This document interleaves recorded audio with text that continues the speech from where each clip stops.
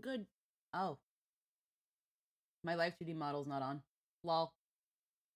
One moment. There we go. Well, good job, me. Good afternoon, Lynn. Hello. Heckin'. Hello, hello. It is the noonin time.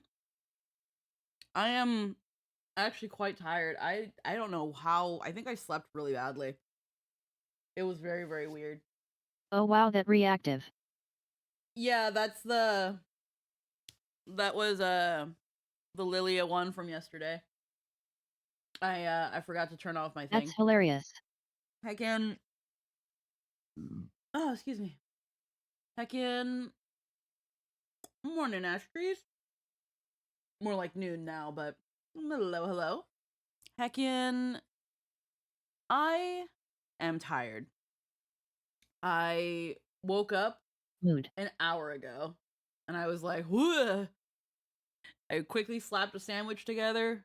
I finished eating it. I got some GG subs here. And heckin', I think it was on Thursday. Thursday that the 3.7 program came out. And I was like, let's go. It's not at the start of the week. Because I think there have been times where the programs have come out in the start of the week. And I've been like, well, I'm not watching that now. It's gonna be like a week until I can actually do something. So thank Yeah, fuck this one. though you mentioned wanting to do this, so I haven't watched it yet. Yeah. I normally mm, normally again, like the programs start like in the beginning of the week. And by the time I could, if I wanted to, it's already been out for too long. So I was like, well, nah. Don't want to make people like not watch it I or just whatever. nabbed codes and sent them at all the people, like the Yeah. pest I am. Well, it also sends you an email with the codes.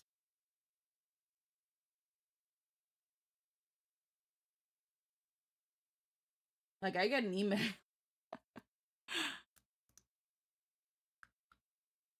But heckin', it's been a while since we've done something Star Rail related. It's been a while since we reacted to something. Now I will ask chat because there are two ways we can do this. Um, because I kind of want to see how people react to like my overlay. Do you guys prefer do you guys prefer this way with the overlay where the video is sectioned off, is not really interfered with, nothing covering it, or do you guys prefer no overlay, chat on top of it? Like which one do you guys generally prefer? Cuz I've been seeing lately on online where people have talked about how viewer wise not a lot of people seem to care about overlays. And me personally, I like overlays because I like when things are sectioned off and thus there's nothing interfering with other things.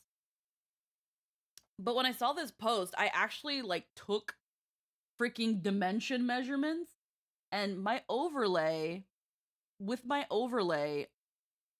whatever I'm doing or playing or watching takes only 55% of the screen.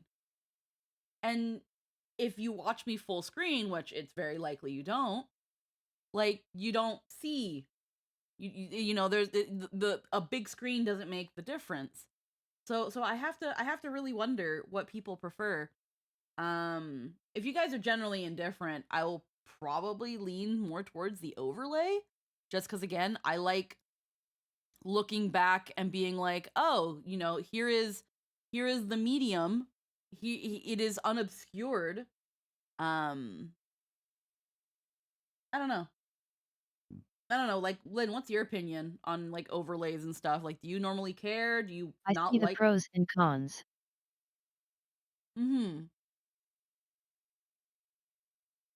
Like I see the pros and cons too. Again, having more of it on screen is well and good and stuff, but like my worry would be like am I blocking something?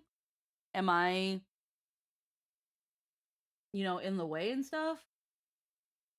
Whereas in an When it's overlay, not overlaid, it feels more immersive, but then we cover the entire bottom right of the screen.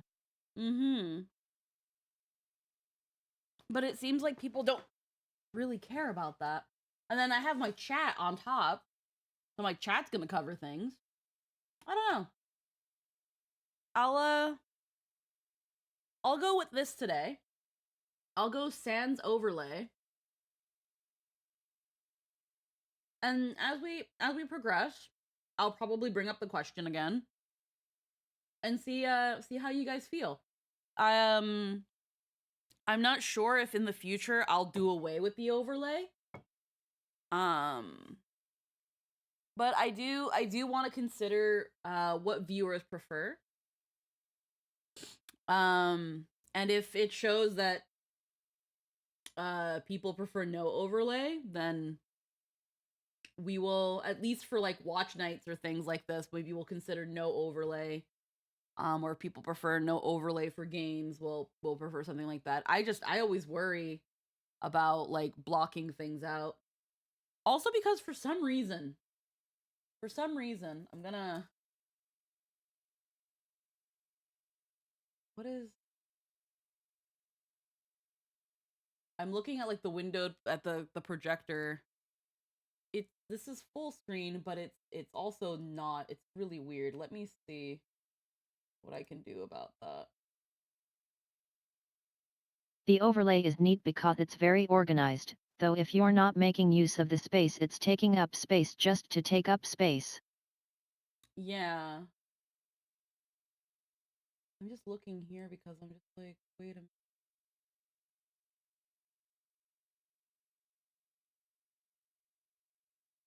Because it's like if I was to keep my browser within the realm of like the window here, I worry that it cuts off the video. It's so weird how full screen works on this ish.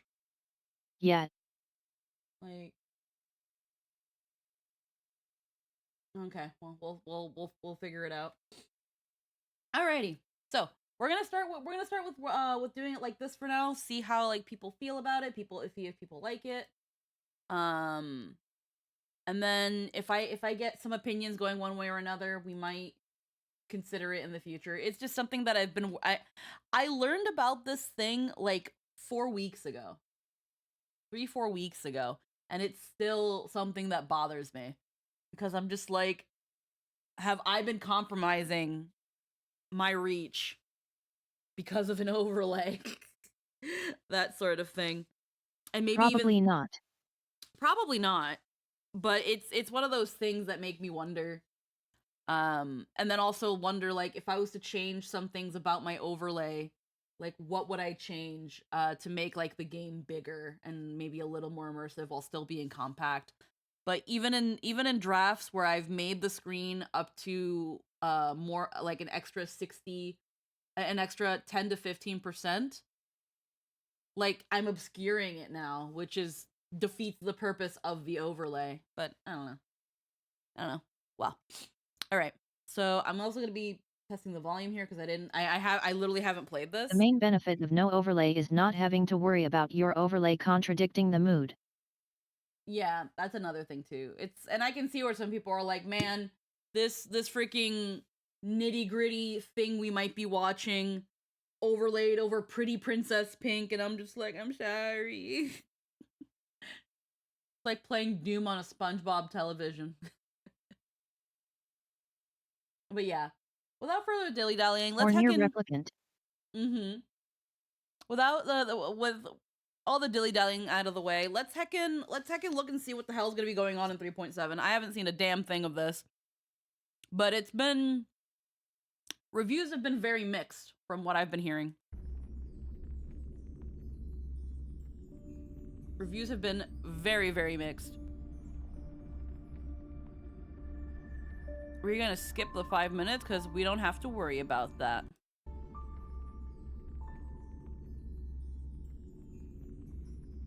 Making sure everything's coming out all right.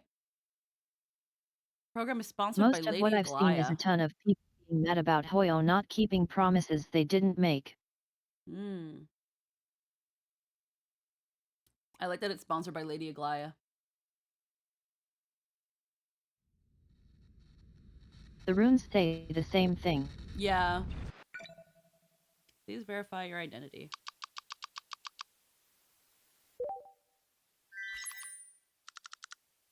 This is a hello. Oh, wait. What did I say? I didn't see that. You've really kept me waiting. I missed you a lot while you were gone. So don't blink now because here I am. Ta-da! How about it? Isn't this form pretty cute too?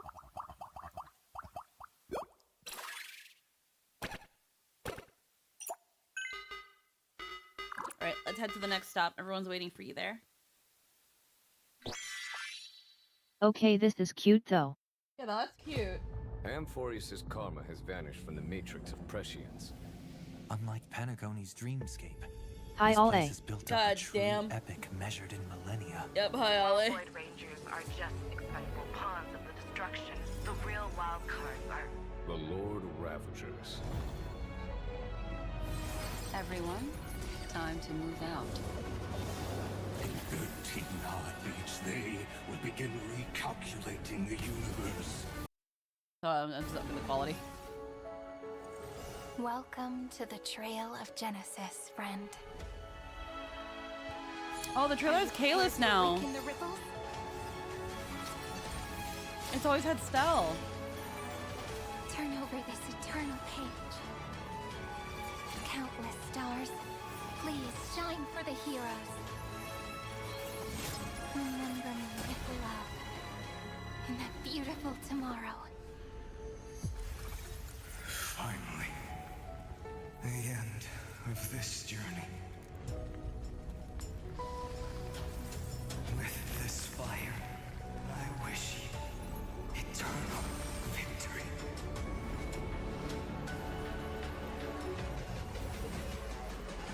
Once you take this step, there's no turning back. The infinite cycles have been broken. As the ruler of Planet School, Connecting audience system to scepter. Hardware overclocking. The hero's journey. What is crosses going the on? firmament, and once again heads towards tomorrow. All that was I think that was once Hayden. futile finally comes to fruition. The ending is as we've written.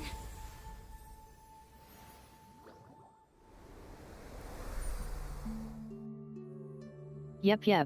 Yeah, that was like that like second to last-ish line. I think that was Hayden.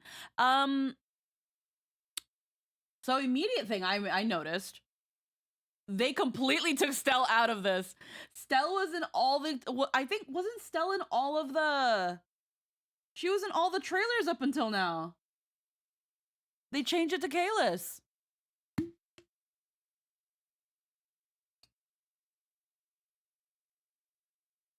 That's interesting.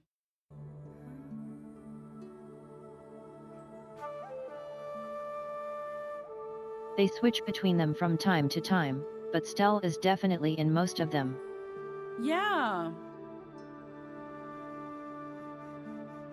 But she was like Stell was also in like the Chrysos Heirs' trailers and in a good chunk of them.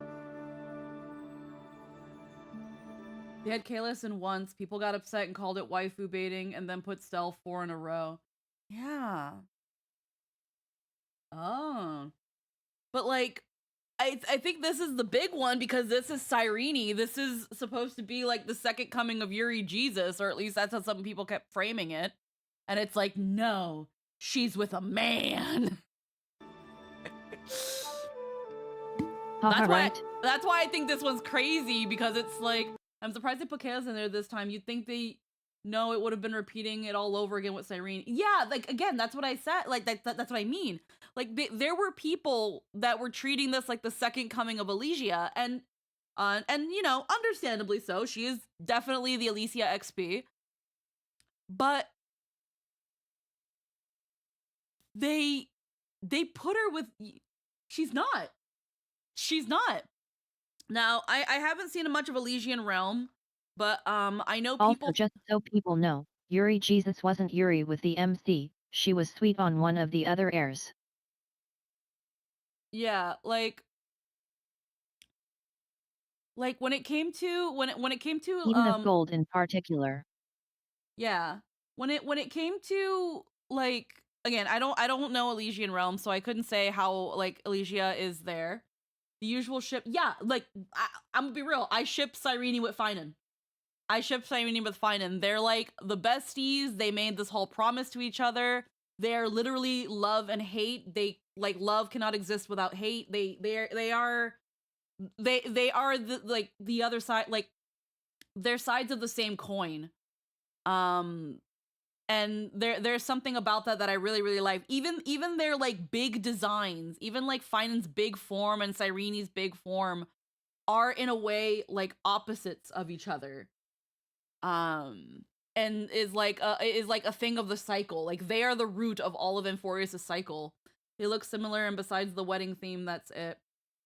But yeah, and that's the thing too. Like Cyrene's most of Cyrene's story either connects back to you or mostly connects back to Finan, but Finan is the one that truly knows Cyrene. So people acting like this was a second coming of Yuri Jesus, it was like, is it? We haven't, the only time we've seen her talk about other girls is when she's referred to herself as a cute girl. She's like, yeah, I'm a cute girl. March is a cute girl. But like, you can say and acknowledge that other girls are cute, and that doesn't mean you're a lesbian. Like, so, but like, and I'm gonna say right now, it's Cyrene's design. Cyrene's design really leans more in on the wedding dress aspect than Elysia did. We don't know if this Cyrene is the actual Cyrene or if this is Mem. Yeah, so that's that thing where I'm kind of wondering if Hoyo decided to like, it's making me wonder if low key they kind of like, I feel like this is the main thing where they want to be like, this is not Elysia. It's a reference to her, it's an homage to her, but she is not Elysia. Please stop calling her Elysia. Kind of like how they're like, like Finan is not Kevin. Stop calling Finan Kevin. And things like that. And people are saying this is 1-to-1 with Elysia, Hohe, when it's more of a mix between Kiana, Ho-Fi graduation, and Goddess Senadina's finality. Yeah, like she's a reference to a lot of things, and that was that thing too. Her dress does remind me of one of Kiana's forms. It doesn't look like Elysia's thing. It looks like Kiana's dress. But so yeah, yeah, she looks like hairskirt of Finality Kiana. I wonder if Loki using the Kalis was like a not so subtle jab to the Hoyo community.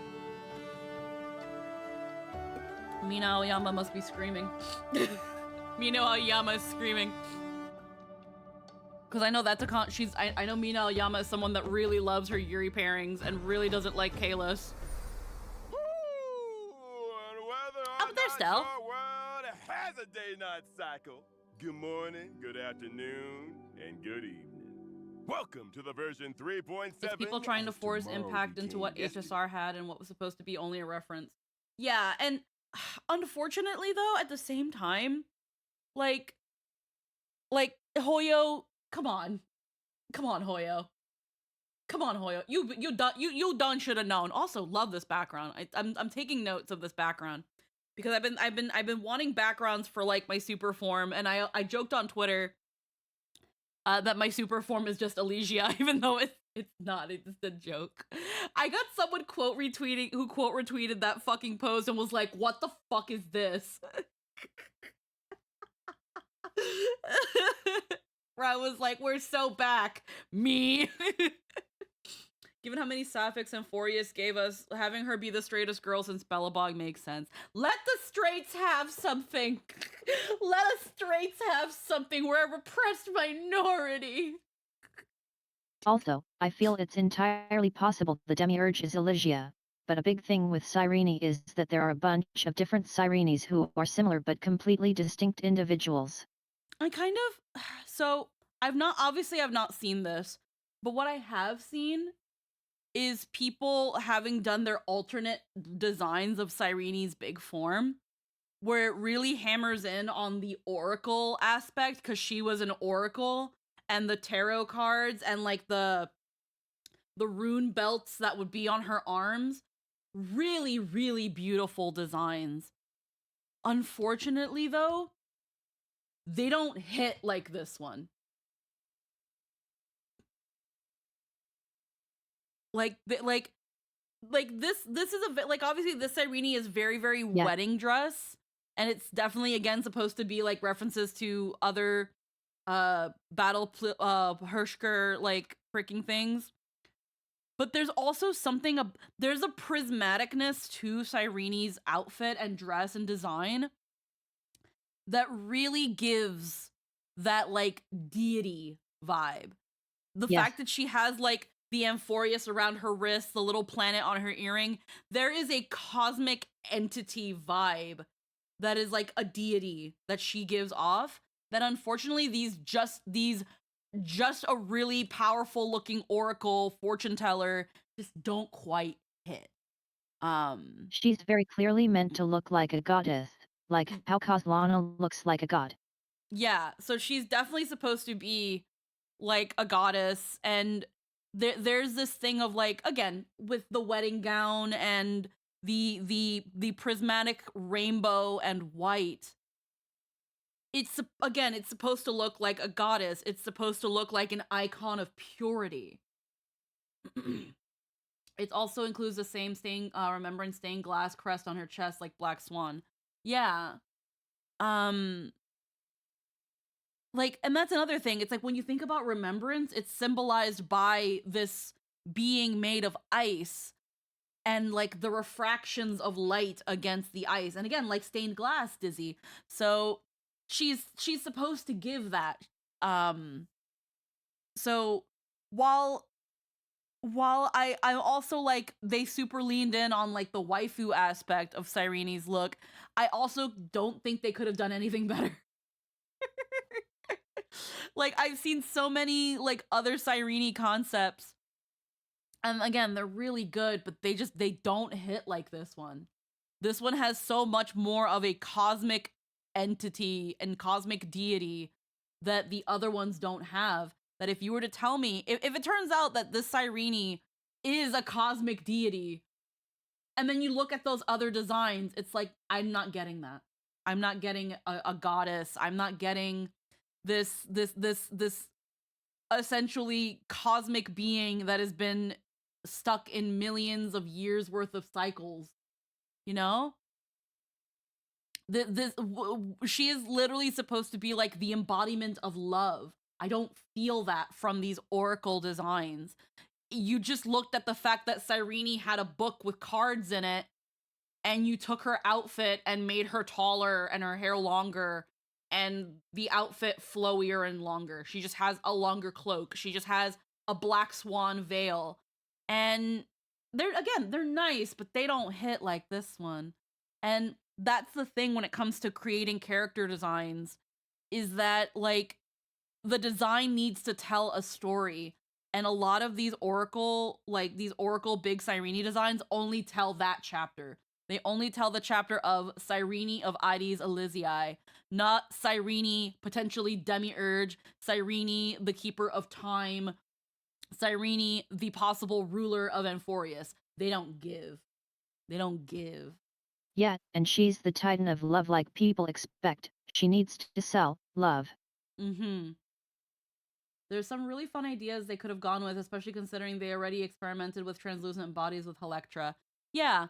I feel like, again, at the same time, if they had also leaned too much into her oracle aspect, when you look at the other Cyrene's color palette, it might have felt too much like Black Swan. And I don't think they want that. Day special program. As always, I'm your host, Albert. Hello, dear viewers. I'm the Trailblazer. Hi. Also, touching on an earlier bit, there's the aspect where March constantly insists that what the others call her six-phased ice is not ice. I don't think that's a throwaway, or they wouldn't reinforce it. Good to see you, everyone. I'm Cyrene. Hello. Also, okay, I have I'm to say Herta. this. Let's once again. Yeah. She tried to do the Marina hi. Hi, miss me yet? Is how Elysia always introduces herself. Yep. Like, no, they're gonna still lean in on Elysia because she is what she is a reference to Elysia. And I like how Aiden Dawn tried to kind of do the Marina, you know, the Marina like hi. Like hi. Yeah. Oh wait. But she was a little too soft on the delivery. Hi. Miss me yet? Good to see you, everyone. I'm Cyrene. Hello. I'm Herta. Let's once again welcome our dear guest with a warm round of applause. Best girl is here.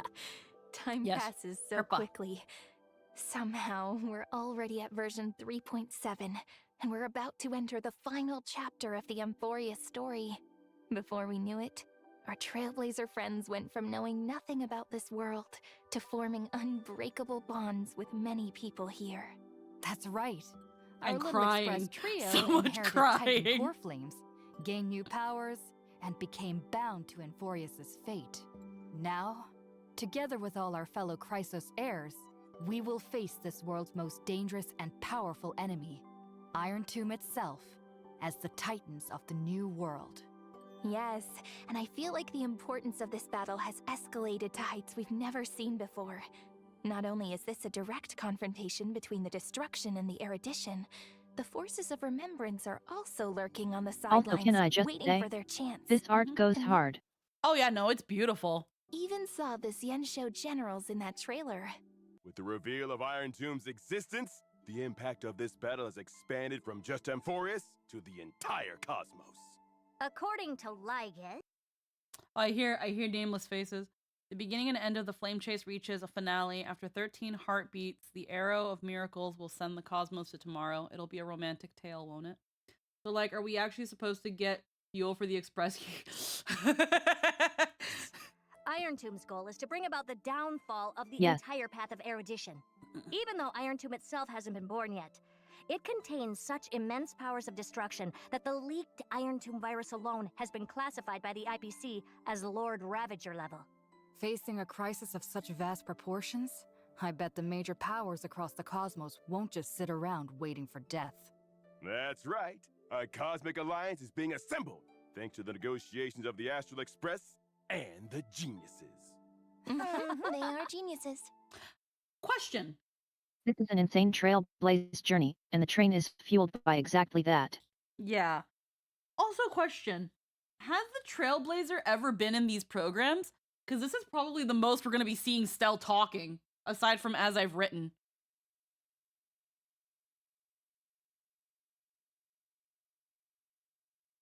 Like, this is a really good idea if people still aren't used to her voice yet. I think, like, before, during 1.0. Okay, that would make sense. I've not seen all of these. Also, to help everyone find a direct I solution think they have in been cracking before, but it Iron was a Tomb's long core, time ago. Skrullum and I will hack into the Demiurge Matrix in the depths of that world to unravel the mysteries surrounding the final Titan. The Demiurge. Oh, then what about our Astral Express family? Knowing them, they'll definitely do everything they can to help. Of course! The entire crew of the Astral Express will venture deep into Amphorius to help attack and defend against the even more treacherous inner core of Iron Tomb. Turning our attention back to Amphorius, within the world, our Chrysos heir friends used 30 million eternal recurrences to halt Iron Tomb's birth process. Then, the Trailblazers' arrival brought new hope to the world, finally creating a breakthrough in the endless cycles. Now we have completed the final Era Nova with the 3 members of the Express and the Chrysos heirs becoming the Titans who support the new world. Not only that, but the Trailblazer has actually taken on the duties of Kefali, the world-bearing Titan. Once the Trailblazer proclaims the prophecy of deliverance to the world, the 12 Titans will embark on their final journey and advance toward Iron Tomb's inner core. Not bad, little one. You've got this, Trailblazer. As the old saying goes, with great power comes great responsibility. By turning into Kefali, the Trailblazer has literally become a towering hero, and this responsibility will motivate us to move forward. Yes, the world-bearing core flame, seized by Finan and protected by Cyrene until now, has finally been passed into my hands, becoming the hope that will sustain our new world. Cyrene, will you two be coming along with us? Of course. We've been through so many adventures across Amphorius together, so we should write this final chapter of the story together too. As for Finan, he's gone ahead of us and is already on the battlefield facing Iron Tomb. The first stop of this journey will be to rendezvous with him. Oh? The hands of time spin forevermore, and through 30 million turns, Finan not only she Cyrene used or his is own she fury Mem? to scratch the arrogant I think the Nanook, idea is that but she's also Cyrene. engaged in a deadlock with Yes. Iron Tomb, ultimately transforming himself into the casket that would seal Iron Tomb away. In the upcoming story, we will head to the final battlefield, the Holy ruins shit. of time. Gravel fills the sky here, with an endless expanse of wilderness stretching as far as the eye can see.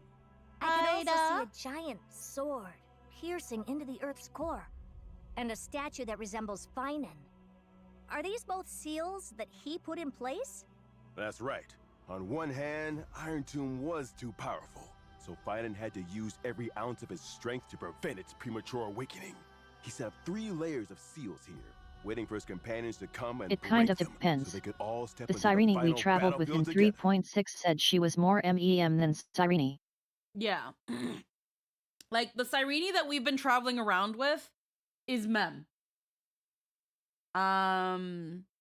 But this is like the Cyrene. Like, I think this is supposed to be the original Cyrene. The one who became time. On the other hand, as a prison that Finan Oh, bound hi. himself to, I didn't even notice you Hi. jumped in. Boo. Hi Ada. Welcome to the invite-only stream. So it says invite only. Oh wait, I shouldn't be here. Oh wait, I'll leave. I'm sorry. Hahaha. Yeah. It's okay. You don't have to apologize. We have it this way because to avoid overcrowding. So you can stay if you want. We'll let you stay. Thank you. It's You're very okay. kind. It's okay. It's okay. the ruins of time have manifested many complex We make a habit scenes of giving under his people a hard influence. time because it's funny. Yeah, no, we at this point it is low key a meme because it literally has a stop sign and then says invite only and people still walk in here. It doesn't work the way like I can click, but then it's going to say like, "Oh shit, go away." No, Yeah. it's okay. It's okay. No worries. The sign can't stop me because I can't read, says Tantrum. Yeah, honestly. Don't call all me like that. No worries, hun.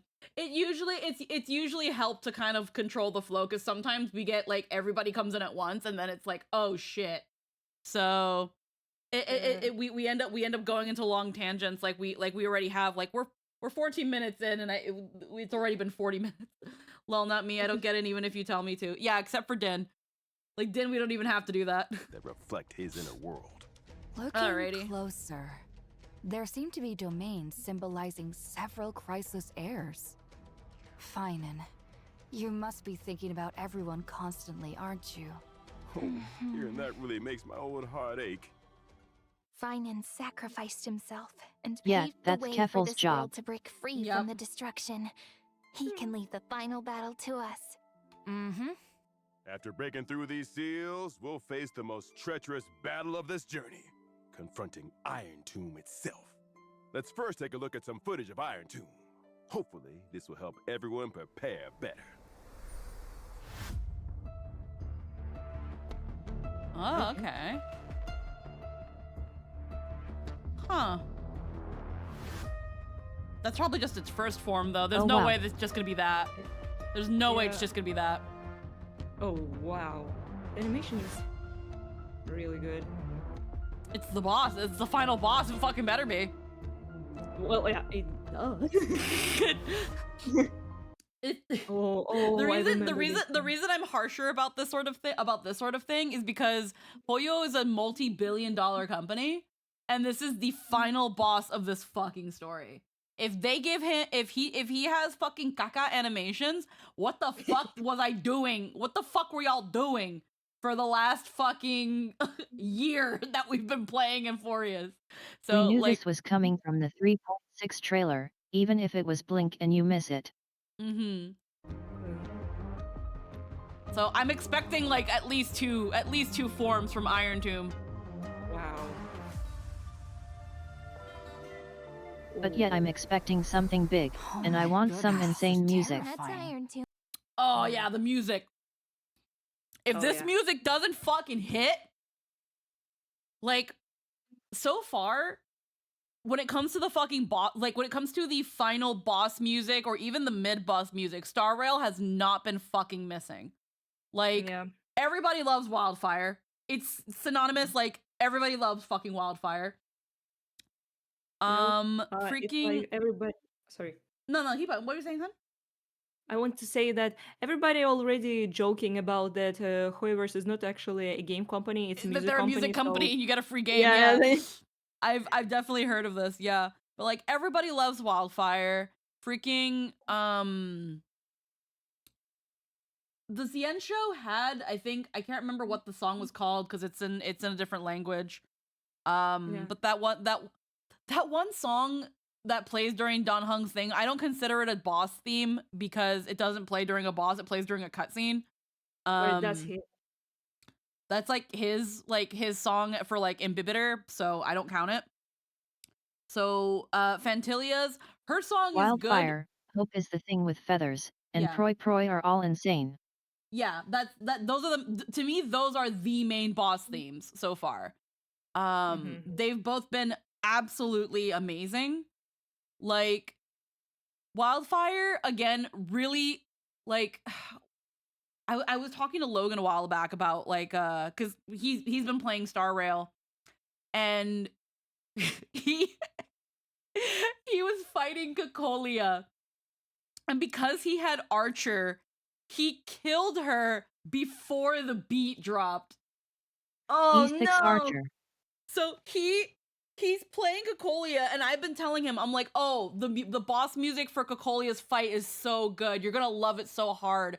It's like, it's perfect, like action, mecha, shonen, reclaim the world vibes. Yeah. And he finishes, and he messages me, and he was like, yeah, the song was okay, but like, it never really, like, I don't understand what like people are talking about. The song is just like, yeah, it's like a nice guitar, it's kind of sad, but like, okay. And I was like, huh? And then a little bit later, he was like, I found the song Wildfire, and man, I wish they put this song in the battle. And I'm like, it is in the battle. And I'm like, what are you talking about? And I link him the battle, and I'm like, this is the one you did, right? Like, you did this battle, right? He's like, yeah, but like, she never did that other part. And I'm like, she never like did her comment, and then we made a choice. I will never forget when he said he finished Penacony, but it was anticlimactic, and the entire call of like 8 people locked the fuck in after wordlessly figuring out he wasn't actually finished. Yeah, like, and I was like, but Cocolia never did that. And he's like, no, I killed her too fast. I killed her really quickly with Archer. And I'm like, oh my god. I'm like, you need to go fight the battle again and tell Archer to calm the fuck down. And then he did it again, and he was like, ah! My god, he fell for the Penacony fake out. But here's the thing, Dan Dragon. You're supposed to fall for the Penacony fake out. When he was like, I finished Penacony, I fought Sunday, it was very anticlimactic. Fucking, though, I can't remember the exact words he used. He was like, I could have done it myself. I didn't need Dan Heng and Alejandro Saab to come and save the day. He didn't say Jing Yuan, he said Alejandro Saab. He was like, why are you here, Alejandro? Get out! I'm the hero. it was so fucking funny. He was like, I love Alejandro, he's a really great friend, but get the fuck out of here.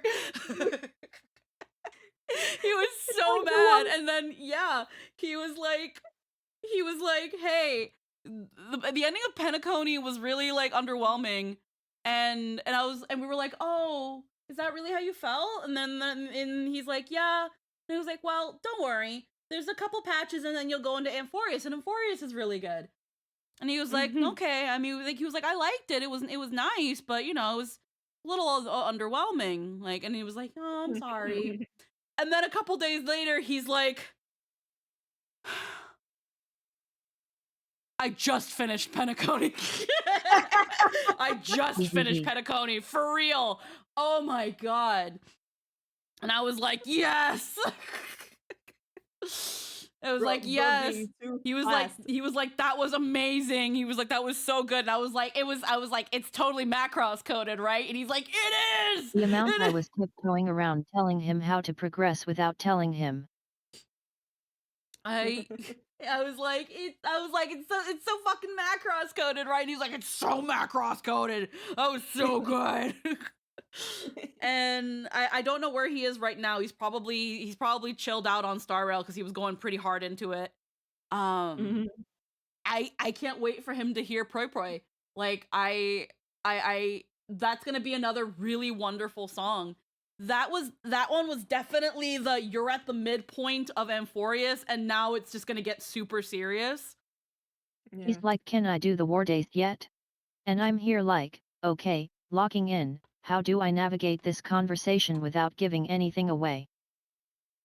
Being smart about it. It was, it's been so funny hearing the little crumbs of what of what freaking his adventures in Star Rail has been. He got really immersed in the story. Although he did say that Penacony was a bit of a yap fest, and we told him if and when he gets to Amphorius, to really slow down and just let yourself take it in, because Penacony is a yap fest. Amphorius is a yap fest. Like, Amphorius is the yap city. like, oh, like there was a chart I found a long time ago where people essentially tried to kind of more likely than not, like, roundabout how long each like arc of Star Rail took. I'm trying to find it. It's like in our chat somewhere. It came down to being like, oh my god, there's so much. Hold on. Let me pause.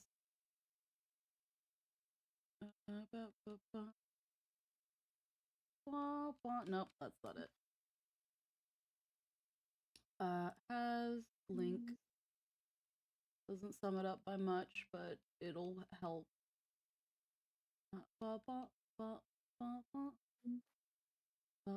It was like, wait, is this it? No, that's not it. That's not it. That's not it. It was definitely before Evernight came out.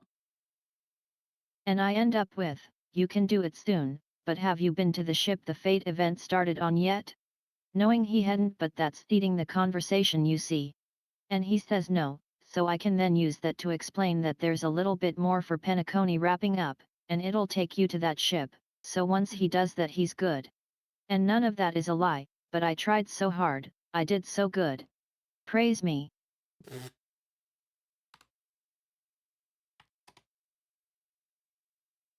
Wow. Here we go. I just looked up by fucking, because I always use the same words, yap fest. Okay, so there was this one post where it had two columns. It said, it was literally called the story if you skip versus the story if you don't. And Heard a Space Station, roughly an hour and 50 minutes if you don't skip the story cutscenes. If you do, it's I hate 45 that minutes. thing so much. Oh yeah, I know you hate it. We got into a debate about it. Eurillo, if you watch all the cutscenes, roughly 6 hours. If you skip Yeah. everything, an hour and 7 minutes. Mhm. The Xianzhou Laofu, roughly 9 hours and 3 minutes. If you skip everything, an hour and a half. Penacony, all of its cutscenes, the main story with all of its cutscenes, and this is mostly just the MSQ. This is your Dark Orange quests. This is your Trailblaze mission, not your side quests and all that stuff. Main story. Penacony, 18 hours. Skip everything. It's exclusively gold missions. Yeah, 3 hours and 50 minutes. Amphorius, 39 hours and 32 minutes. With cutscenes, just MSQ. Skip everything, 5 hours and 50 minutes. Now, what does this tell us? Well, objectively, Amphorius is long. Objectively and as straight to the point, without giving any way and without going into any critique of the game, objectively, the game long. The game is long. Pretty big boy there. Amphorius is long. 3.8 will have us return to Penacony. The numbers on that graphic were a bit misleading because it doesn't count side and character quests. And that's fine, because that was the point. Again, the chart says specifically Star Rail main quest time. That is me to Amphorius. You're long. About the equivalent of getting all the achievements in your average. Like, of course. If you were to do the side quests and the character missions and all the little, that's not what I wanted. And all the little side things, like, of course, that makes, it makes Eurillo longer. It makes the Xianzhou and Penacony equal about, closer to the cutscenes. Pero not the point. The point is to say that the MSQ, what this told me objectively is that the MSQ got longer. And as the MSQ got longer, we got more gameplay, because that is exactly what it shows. 2 hours of story, an hour of game. 6 hours of story, an hour and some change of game. 10 hours of story, 2 hours of game. Like, the correlation is a little bit weird, because again, you look at Eurillo and the Xianzhou, it only got 20 more minutes of gameplay while getting 3 more hours of story. But again, it balances out. It's still not a bad thing. For me, the Xianzhou was just too fucking long, but it is what it was. But it was also coming after Eurillo. So Eurillo was like a really good self-contained story with a really good hit punch ending. And then the Xianzhou was like, you're in China. and then Penacony, again, Penacony was where it really tried to tell a more in-depth story with twists and turns and really get you immersed into what's going, along with its lore building, all that stuff. And again, you get 4 hours of game. That's a huge jump from an hour and a half to 4 hours. That's a huge jump in game. Again, story amount doubled. So did the game. It's still not a lot, but it's still a 50% increase in game and in story. And then you look at Amphorius, where again, the game has once more in story doubled, and the game almost doubles. But people looked at this, and again, if you now start looking at things in some sort of twisted perspective, well, the story's long. The story's too long, there's too much talking, it's a visual novel, and I'm a little inclined to agree. But I also don't super mind that as much. One thing I really wonder is why It when it comes also doesn't say anything about how many patches they are. it's just using one data point to present an argument in poor faith as fuel to hate on it, which is exactly what it was made and used for. It really wasn't. It really fucking wasn't. I do not agree.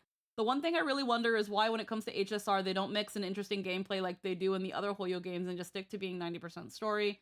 I'm curious if they included the Trailblaze continuance. No. So, if you were to translate this, it says, skipushitara something kuesuto no something. So it just says skipping the main story. The chart is just called skipping the main story. And again, when you really look at it, and some people might be inclined to disagree, when it comes to the overarching of, well, how many patches did it take? It doesn't fucking matter. Yeah. It doesn't matter. The patches is just so that is because it's a live service game, so it has to update in batches.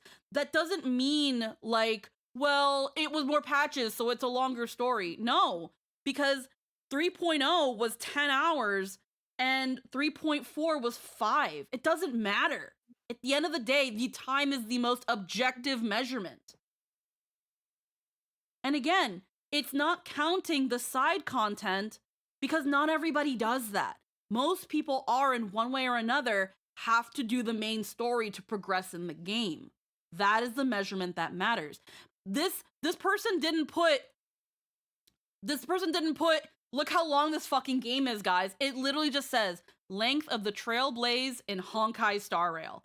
That is all. If other people turned it into an argument about good story, bad story, less is more, blah, blah, blah, that is on them. This is just a chart of data. This is just data.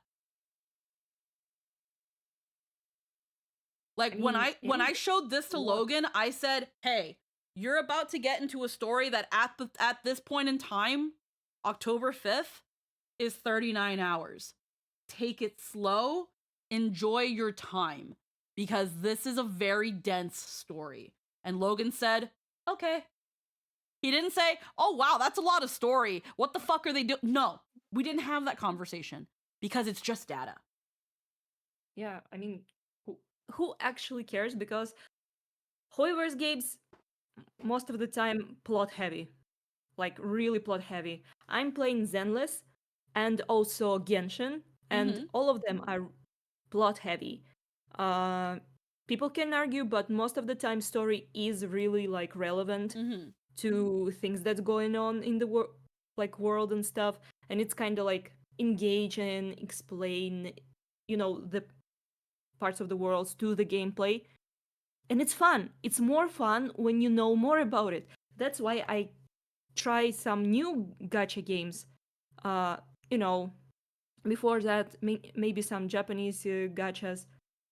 I cannot really play them that long because of lack of plot. There is too many characters. The plot is just like a separate text, like a big fucking text, but it's not engaging. It's to the world, not welcoming. These games welcome us to the world. They explain everything, and I think this is wonderful. Okay, you can skip it if you want, but that's the sauce. That's the potatoes, the meats and stuff, and it was that thing where, because again, and I've said it many times, Star Rail is a Yap Fest. Is that a lie? Yeah. No. Is that wrong? No. No, it's not. They talk too much. Yeah. That's okay.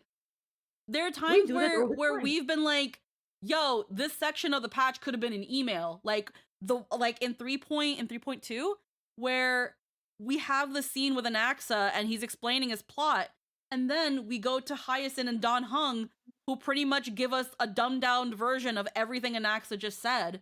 And it was like, why did this need to be an hour and a half? I was falling asleep. That could have been an email. But the game wanted to yap, and that's okay. I didn't care for it, but again, if some people didn't understand what was going on with Anaxa's part of the story, here are two characters that are perceiving it diegetically and explaining it in a more digestible format. I didn't think it needed to be there. but maybe it helped some people. It is what it is. Mhm. It's only wrong with this Lygus. Look, Lygus' voice actor is amazing. He does an amazing thing. I want him to read Go the Fuck to Sleep. He replied to my tweet about that shit. Like, it amazing. Amazing. But 3.5 took so damn fucking long because Lygus is like Lygus's dialogue, I swear, is a third of the goddamn runtime of 3.5. Can I It's be kind of honest its about strength, but Lygus? also weakness. We watch the characters try to figure things out and sort it, but sometimes becomes too much. And again, because I noticed Lynn left. I love this game. I'm going to critique this game. Yeah. I'm going to critique this game. And me and Lynn, we agree with so many things, even though like we looked at things differently. We usually tend to agree with certain things.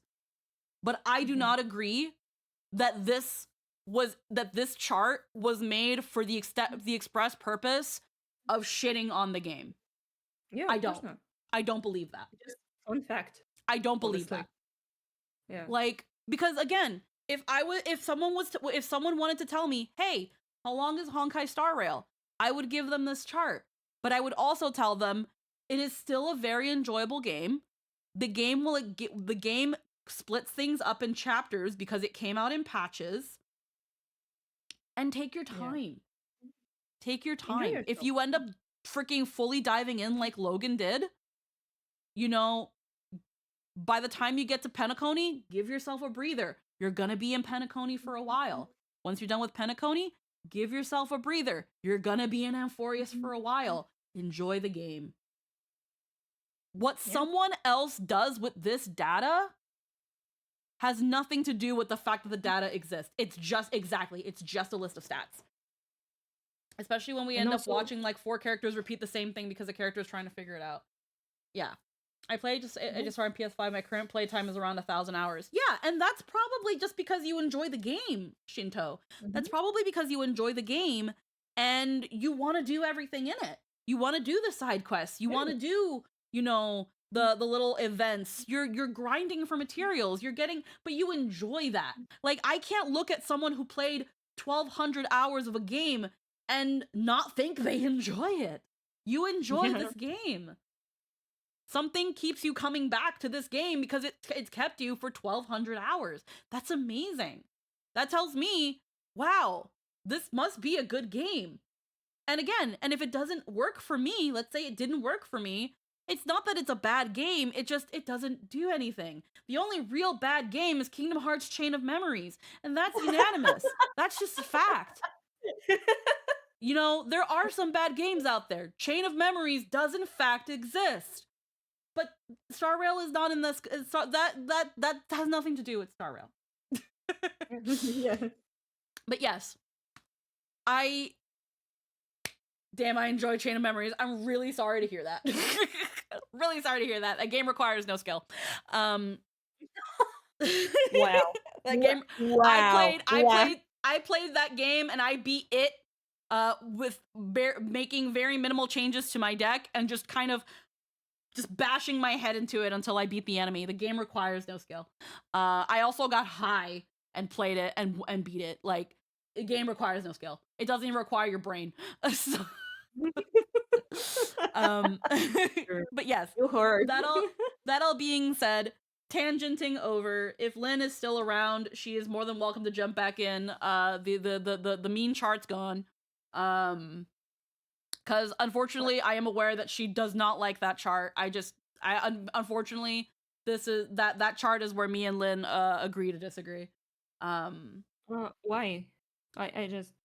It's like she said earlier. She feels that the chart was made in an attempt to essentially attack the game, but I don't think so. I don't think so. Because the comments people are using the chart to attack the game doesn't mean the person who made the chart made it for the express purpose of being like, look how long Star Rail is, guys. And it's like, wow, a live service game that's been around for 2 years is long. Holy shit. Like, what do you mean? Come on. And again, yeah, Star Rail is a yap fest. That's true. That's not. I mean, that's a plot-heavy that's game. not a fact. Like, You don't want your waifu to talk? Why? It's That's the best thing. And again, I couldn't tell you. It also doesn't help that Lynn did leave. We did try to have a conversation about this. But most people still enjoy the story with the big player base. We just hate their monetization choices. Yeah. I just remember when I linked it, again, she had said that the point of the chart is to suggest that it's way worse than it actually is. I said, no, not really. The post literally translates to time it takes to do MSQ with and without skipping. And, you know, like comparing how long it is with cutscenes and if you skip, if anything, it shows how much content you lose out on if you choose to be a story skipper. You lose 80% of the game. So if someone was to ask me, okay, but how long is HSR? I would give them this so they could roughly how long it would take and how much content they lose if they were to just, quote unquote, want to get to Amphorius. I think it's also a matter of perspective. I don't see Also, this chart don't in... forget about speedrunners. I am saying, also, don't forget about speedrunners. They really care about those things. Yeah. I said, I don't see this chart and think, oh, they're trying to say HSR isn't a game and it's just cutscenes, or HSR is a yap fest, and if it did, is it lying? I don't think so, but I would say the first take is more reductive to it than the second.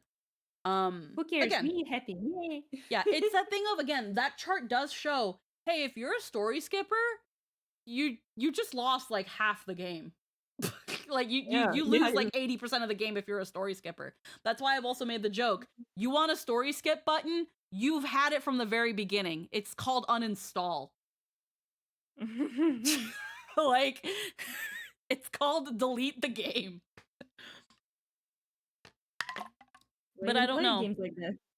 I don't know. Maybe Lynn and I will get into a more in-depth conversation about it if she ever is open down to it. Because again, I am more than willing to talk about like why we have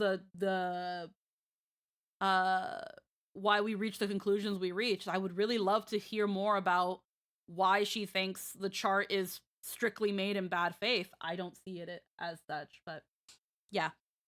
Discussion. Just a Twitter post. Yeah. Discussion truly over. If she wants to come back, she totally can. We will now be going back to the special program. Story skippers when they're handed a paperback book. Ugh!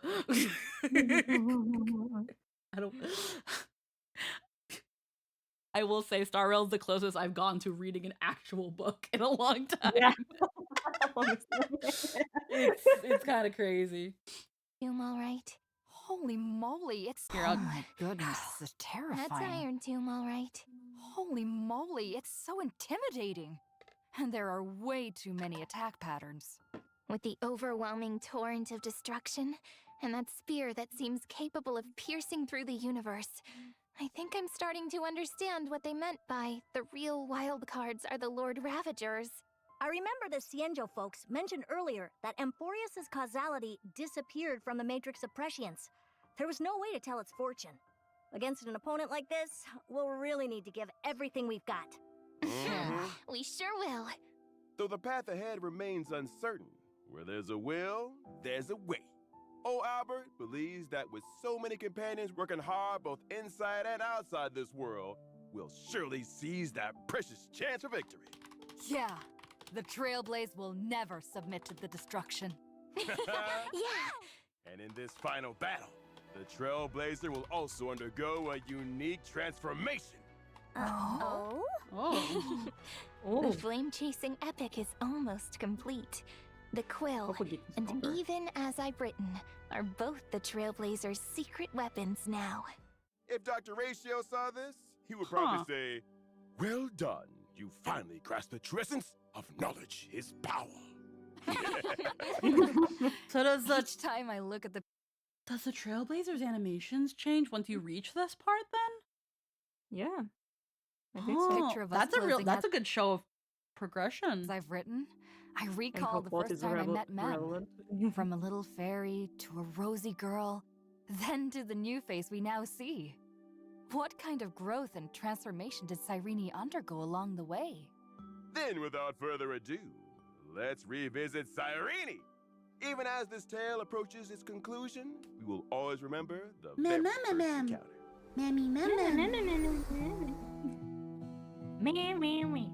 Ah, she's so pretty. Oh, she always was like on this how to say in English? Oh, it's beautiful. I only got 10 posts. Oh my god. Holy shit. Oh, they're really a ring? Yeah, that's Oh, my wife. they really leaned in on the waifu. What? Well, I mean, she looks like a bride. I know, but what? I remember like a character from Honkai, like Honkai Impact. She was like married to the world. She had like the skin like that. So... Yeah, Elysia. Yeah, no, because she's inspired by Elysia, who essentially, through her love of humanity and self-sacrifice, like became like one of the first Hirschgers in Impact. And for lack of a better word, being very, very reductive, because I'm not going to explain Impact because I don't super know it. Lynn is the one that usually does. It's the fact that she became this essentially godlike being, used up all her power to save humanity out of the sheer love of humanity and the stories that they can create and tell. And yeah, no, they're definitely copying the Elysia marrying humanity thing, but they're so much more blatant about it. The fucking ring? Yeah, that's our wife. Yeah. And look, standing around the pink-haired girl are 3 other equally adorable girls, along with Mem. This is the record of my journey. From its very beginning, I've always been with my friend in one form or another. Even back when she was nothing more than a little pup who could only make mem sounds. We've stood together against challenge after challenge from the Titans. From when she woke me from that unexpected train crash at the very beginning. Firefly ship was in trials of shambles. Time and death that we faced together to bring me back to life. If Firefly is the Trailblazer's girlfriend, Cyrene is the Trailblazer's wife. Oh, that's messy. Pink Remembrance Squad roll up. And to the most recent moment when she awakened. Oh, it's 1 second.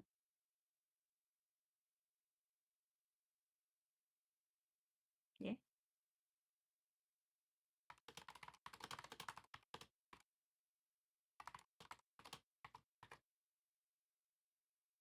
One second. I got a DM. I want to answer it real quick. Okay.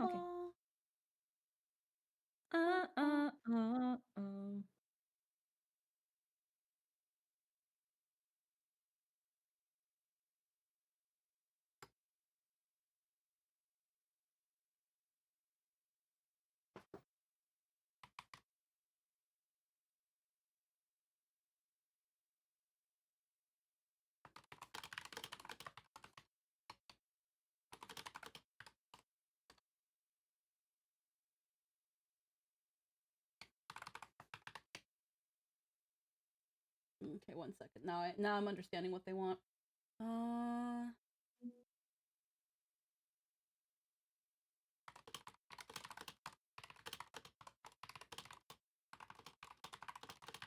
That's an order.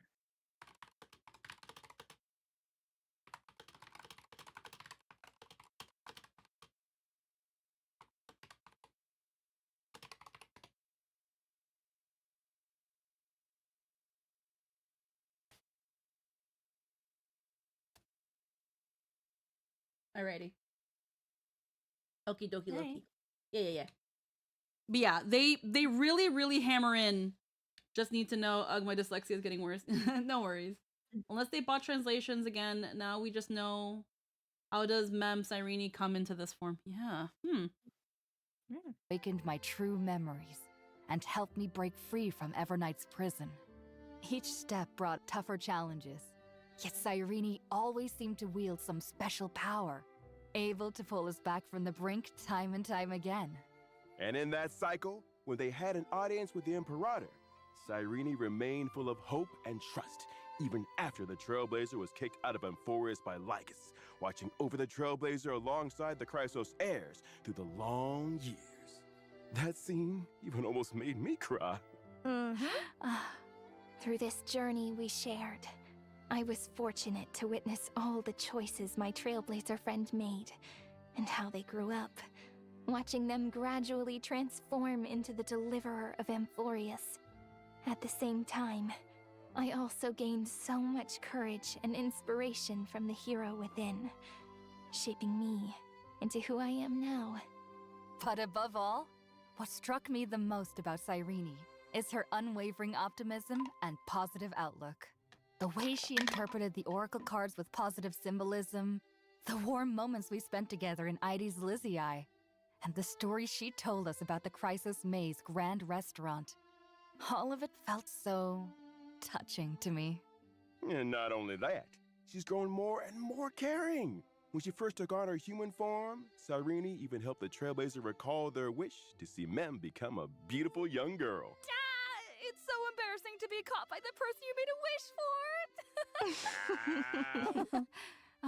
But I've always wondered, though the journey through Amphorius held both gentleness and cruelty, What's the figure in her only ever dress showed or her the side? The figure? So if you're talking about her splash art box time, in Cyrene's splash art, the ones closest to her are Cyrene, like Ides Elysiae Cyrene. So we're just gonna say young Cyrene. Then there's Mem, and then on the outer edges are her, like big Cyrene. So it's like reflections of her. Gentle side.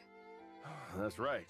Even at the very end of the 3.6 story, deep within the cold and lonely Great Tomb, Cyrene remained the same as ever, brimming with hope and remaining gentle and steadfast. It's like she's already gotten used to coping with all those lonely moments. After learning the truth about this world's endless cycles, Cyrene found herself drawn to gazing at the stars, hoping that something unknown out there might be able to smash destiny. In her heart, she was sure that one day this small glimmer of hope would sparkle like starlight and catch the universe's eye. But speaking of cycles, Cyrene said many times she doesn't have the memories of those 30 million cycles. So what's the true story? Surely we're not talking about two Cyrenes here, are we? Ooh. Right. And just like Owlbert said, those records we saw in the Great Tomb of the Nameless Titan were super fascinating. It really felt like Cyrene was telling a story to someone the whole time. As the story moved forward, a lot of Amphorius' secrets cleared up. But there's still something about Cyrene that feels mysterious. All Albert knows is that in version 3.7, Cyrene is going to share her little-known past with the Trailblazer, whom she trusts the most. And all these questions will be finally answered. I see. All right, then. Let's see how she's changed and what she looks like today. Alrighty. I follow the path of remembrance, and I can provide my team with a variety of support effects. While I'm in the team, all allies' damage dealt increases. When I use my skill, I create a zone. While the zone is active, each time an ally deals damage to an enemy, an additional instance of true damage is inflicted.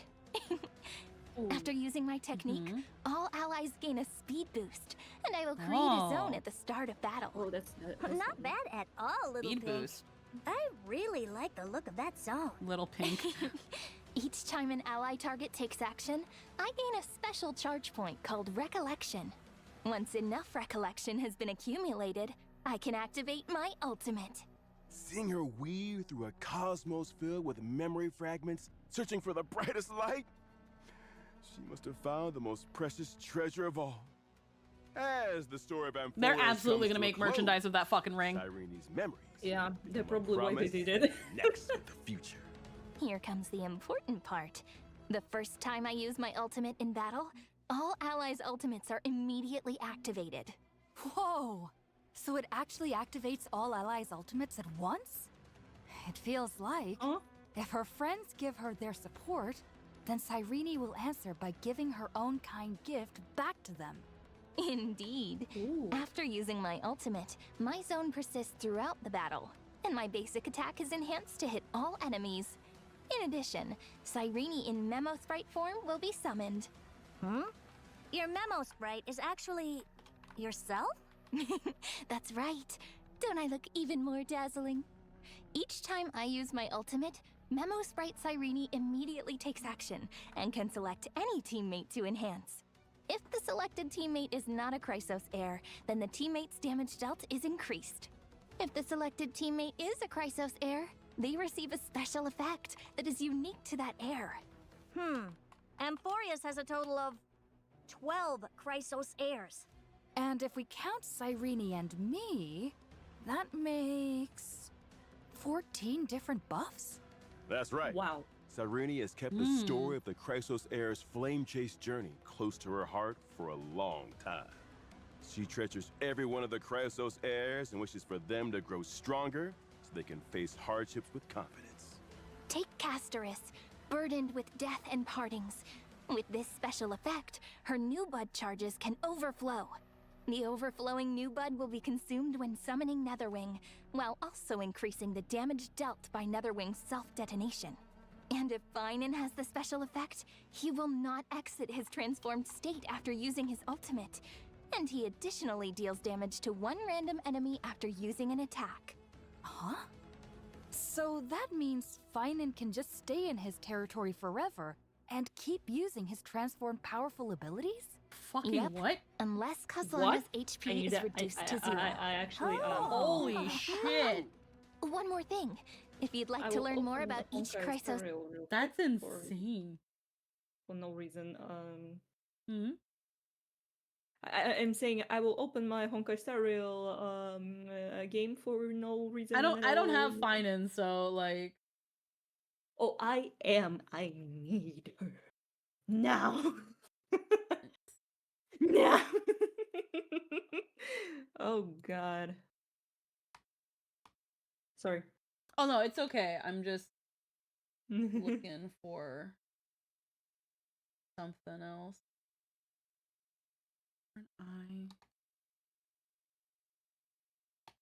She's really damn good for a number of the heirs. If you don't care about 0 cycles. Yeah. I mean, she'll be useful for every character, I think. Like, even every character from Amphorius. She's got a different buff for each character. Yes. Obviously, we don't know which it is yet, but I'm assuming it's got to be, like, pretty freaking crazy. So she's also very mechanically dense. Yeah. My next would because be she has to consider the people on her team. That's bloody lovely.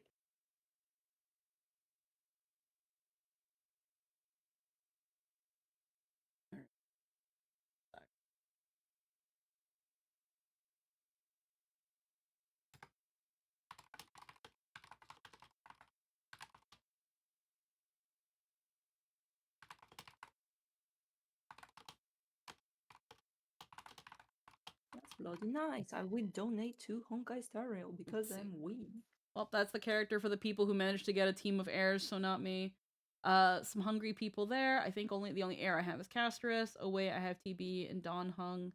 Yeah, everybody, everybody, even if you didn't poll for anyone here, you will still have a Chrysos heir. You will still have Don Hung.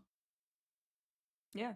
Her character sheet is long. God, I hate that all the build guides for Star Rail always assume you want to build for 0 cycles. I just want to clear hard content. Yum num num. Yeah. So oh yeah. Looking so right now my Chrysos heir team is not really remembrance based. It's Anaxa, Mighty, Hyacinth, and Treeby. The only character that I could see Cyrene replacing in that team is maybe Treeby. but it really depends. It really, really depends what we're going on here. Yeah. Heirs exclusives. One more thing. If you'd like to learn more about each Chrysos Heirs Oh, thank God. exclusive special buff effects, you can visit the buff screen we just displayed, even outside of combat. All right, Albert. That, yeah, no, thank fuck for that. Because imagine not remembering that she offers so many buffs specifically to Chrysos Heirs. Having a place in the game where it's like, here, go over here so you can go over this and build your team accordingly. That is very, very good. That's nice.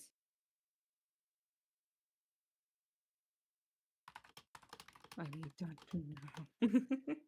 Oh my goodness.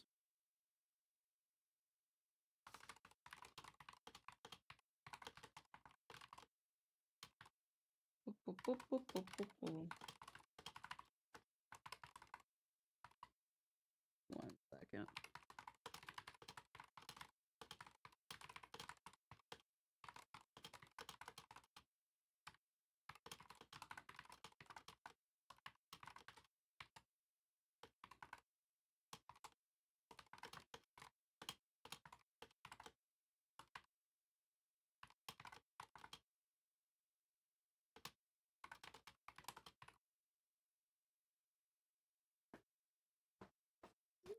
Holy moly. Put together a research report for me later. Me? This is a tutorial, not the during video in Nemo's itself. Bright No. Cyrene's action, aside It's from mostly choosing to it's mostly just to talk about her kit. Keeping Up with Star Rail will also go over her kit and explain things. This is essentially the Keeping Up with Star Rail before Keeping Up with Star Rail. Keeping Up with Star Rail also talks about her traces. We'll talk about like we'll show her essentially in like battle demo and go more in depth into how certain things work. This isn't a tutorial, it's just showing what they've got so far for her. apply a buff to it. And I think this was Contact in development, so this also came out, I think, just before the beta closed. But yeah. Teammate, you can also choose to unleash damage on all enemies. If different allies have helped me accumulate recollection, then when I use this ability, it additionally deals damage to one It does. She does free up Treeby for other teams. Yeah. random enemy. Arrows pour down on the enemy like showers of shooting stars. Cyrene truly comes across as more than just powerful support. She doesn't show her enemies any mercy either. What a battle! Having Cyrene's mighty power supporting us makes me feel ready to take on anyone. Yeah. With the support of her friends, Cyrene has gradually grown from a little pink fairy into the person she is today. From now on, I'm sure this beautiful young girl will use her power well to protect the world she cherishes and the people she loves. A big thanks to Cyrene for bringing us that introduction. And now, it's time to take a look at version 3.7's banners. In the version 3.7 update, Trailblazers can acquire the limited 5-star character Cyrene and the limited 5-star Lycone, This Love Forever, will have a boosted Oh, it's drop so rate. beautiful. Both banners will remain available until the end of version 3.7. During this God, I period, love the Lard. featured 4-star characters and 4-star Lycones will remain unchanged.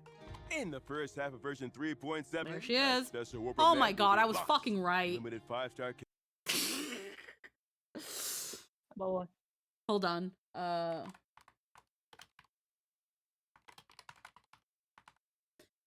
Freaking.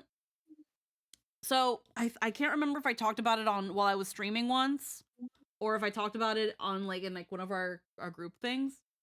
Cyrene is here for a good while.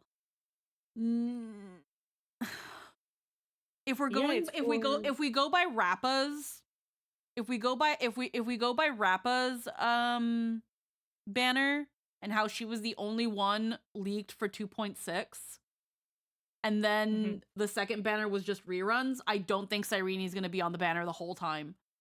But I knew, I was like, if they don't rerun, they're gonna rerun Castris. They haven't rerun her yet. I was like, they're going to rerun Castris though. One, because it's that general 3 to 4 patches that it always seems to be. And again, they want to give the Chrysos heirs, at least the really good selling ones, another chance. The fact that Treebee's getting another rerun, I'm not surprised. She's getting a they just said Cyrene will be available to the end of 3.7. Okay, I might have missed that. Okay, never mind. Then yeah, Cyrene will be here for a while, but I don't think these 3 are going to be running the whole time. I'd say versus saying phase 1. So one sec. Characters and will have a boosted drop rate. The limited 5-star light cone, this love forever, and people she loves. A big thanks to Cyrene for bringing us that introduction. And now, it's time to take a look at version 3.7's banners. In the version 3.7 update, Trailblazers can acquire the limited 5-star characters Cyrene and the limited 5-star light cone, this love forever, will have a boosted drop rate. Both banners will remain available until the end of version 3.7. That's crazy. They feature 4-star characters and 4-star light They really think she's gonna fucking sell. But I also think there's a little bit of fear. I think there's a little bit of fear, which is why they're extending her. Don't forget there is going to be a lot of like other characters, so Yeah. banner will still sell. Oh, the in banner's any still gonna case. sell, but I think if this is gonna be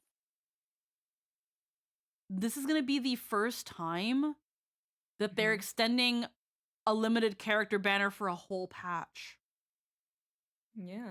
So I wonder if there's a little bit of worry that they won't make enough money if they keep her that limited. There's a ton of dooming in the community right now, so I wouldn't be shocked if they're worried. Yeah. Only other one is Miyabi. Oh.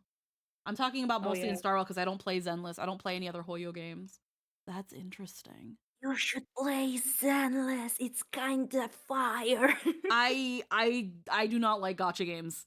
I have told people the day I play Zenless is because it's for other reasons that I wouldn't be able to say. Wasn't Finan for the whole patch? No, he was not. No, he was not. No.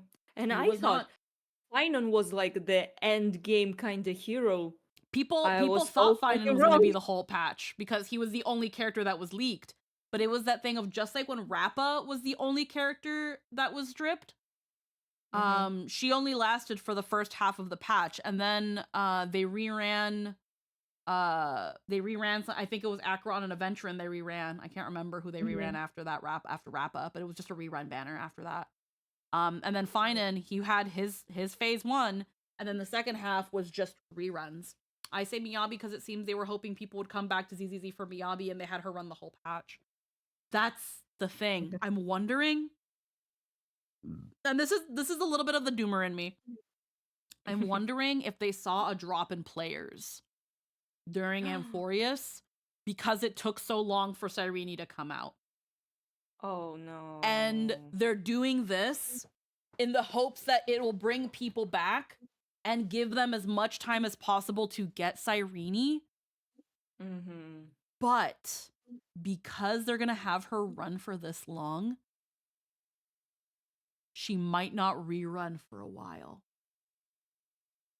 Oh, probably. So they really want to hammer in the FOMO. We gave you more time to get her, and if you don't, too bad. Oh, too damn bad. Because again, at the end of the day, gacha games really rely on the FOMO. So if they give you a longer time to get something, it's because they don't plan on giving you another chance for a while. If that's the case, it backfired because you see the if you see their monetization with what you will see. Oh, rerun timings don't make any sense anymore anyways. Yeah.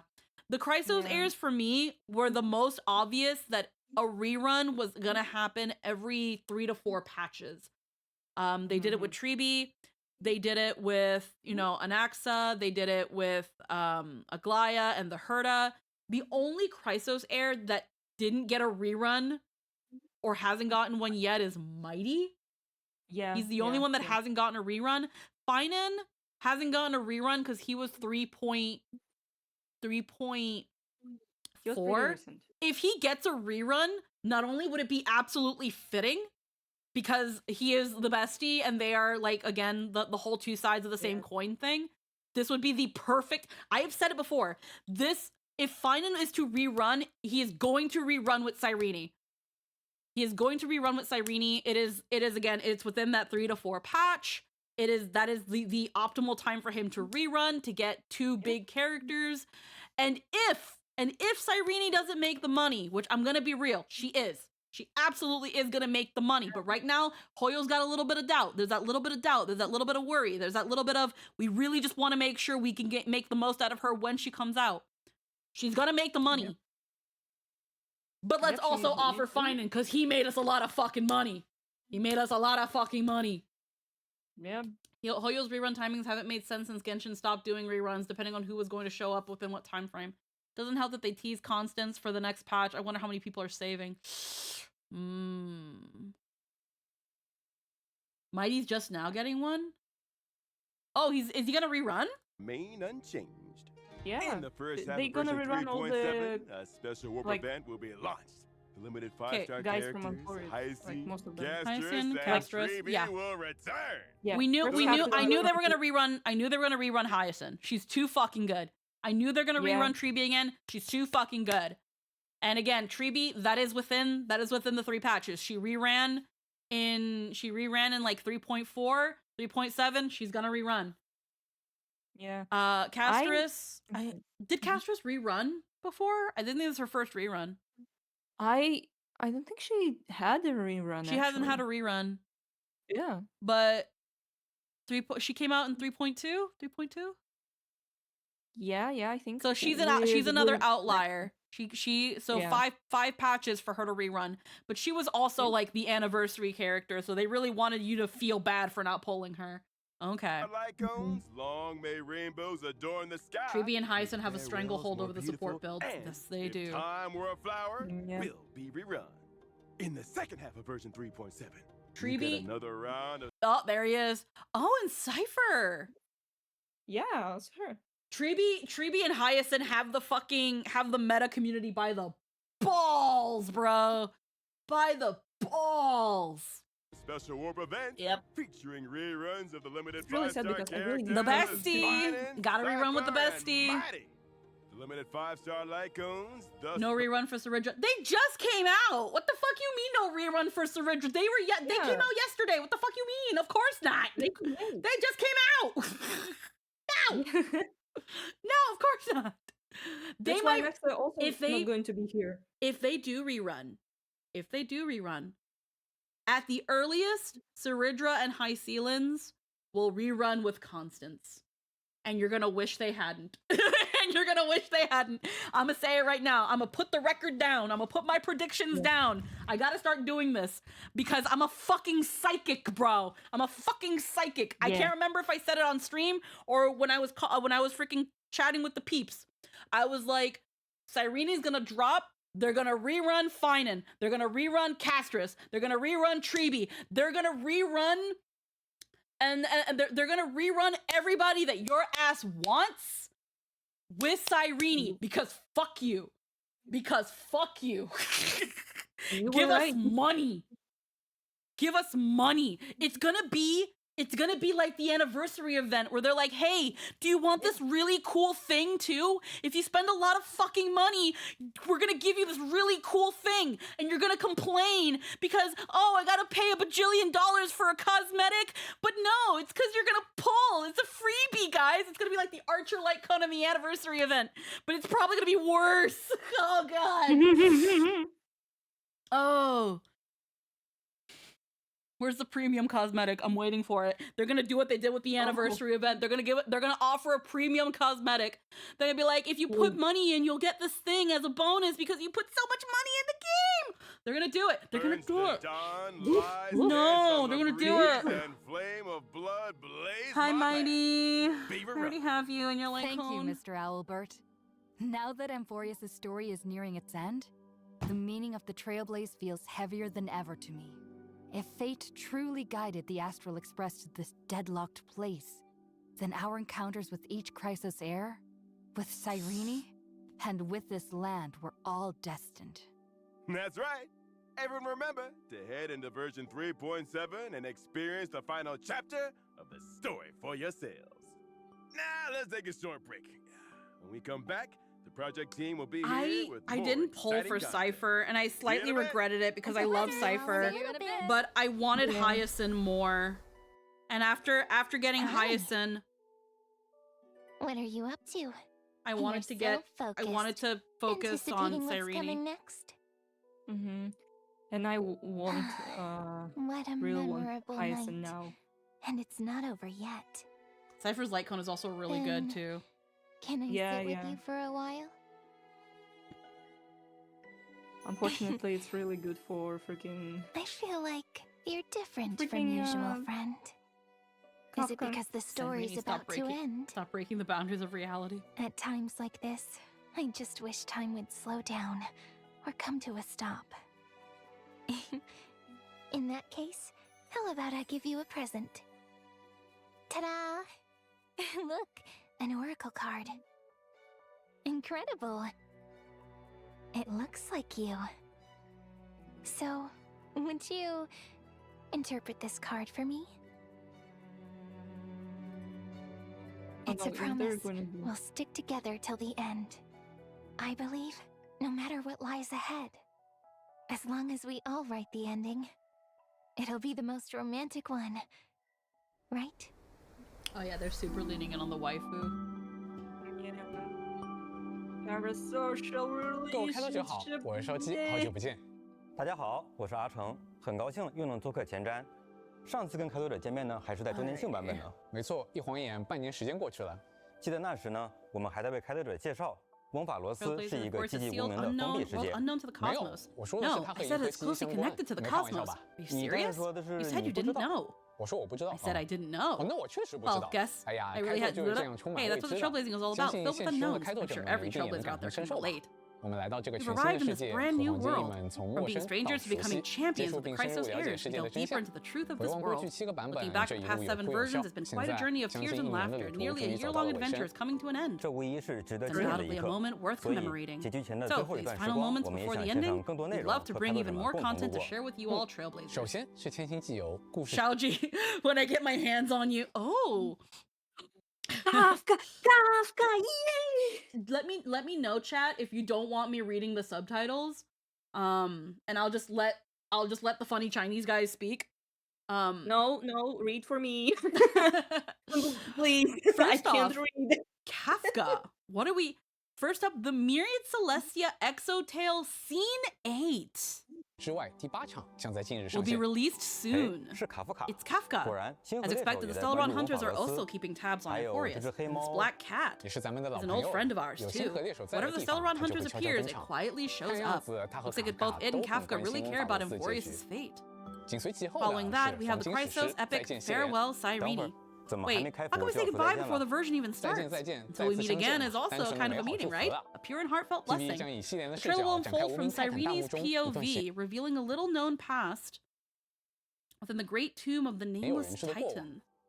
此外， And of 当 course, 然还有新 Cyrene's 人的角色 character 拼图。 trailer as well. 而在11月5日 Then 开 on 服当 November 天， 5th, 会 when 有 the 一条 update 重要 goes 的动画 live, 短 an 片 important 美好。 animated...